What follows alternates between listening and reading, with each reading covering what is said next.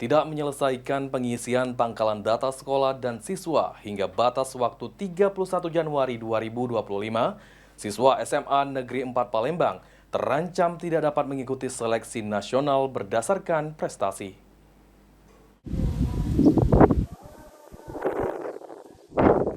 Akibat tidak menyelesaikan pengisian pangkalan data sekolah dan siswa atau PPDS hingga batas waktu 31 Januari 2025 lalu, siswa di SMA Negeri 4 Palembang terancam tidak dapat mengikuti seleksi nasional berdasarkan prestasi.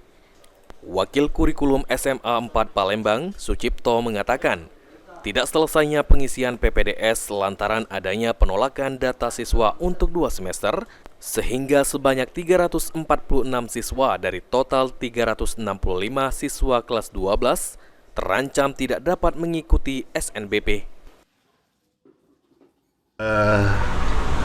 Kendalanya itu sebenarnya semuanya sudah kami upload dari 5 semester.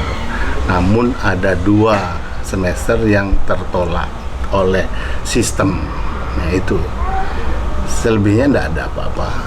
Ya itu kan tertolak, itulah yang sampai hari ini belum ada kepastian. Sementara itu, pengamat pendidikan Profesor Abdullah mengatakan perlu adanya evaluasi sekolah terhadap kinerja agar kejadian serupa tidak kembali terulang, lantaran menyangkut masa depan siswa untuk menempuh pendidikan ke universitas. Namun dengan adanya rencana perpanjangan PPDS dapat memberikan kesempatan sekolah untuk mengupload kembali data siswa yang belum selesai. Tetap menjadi introspeksi menurut saya, karena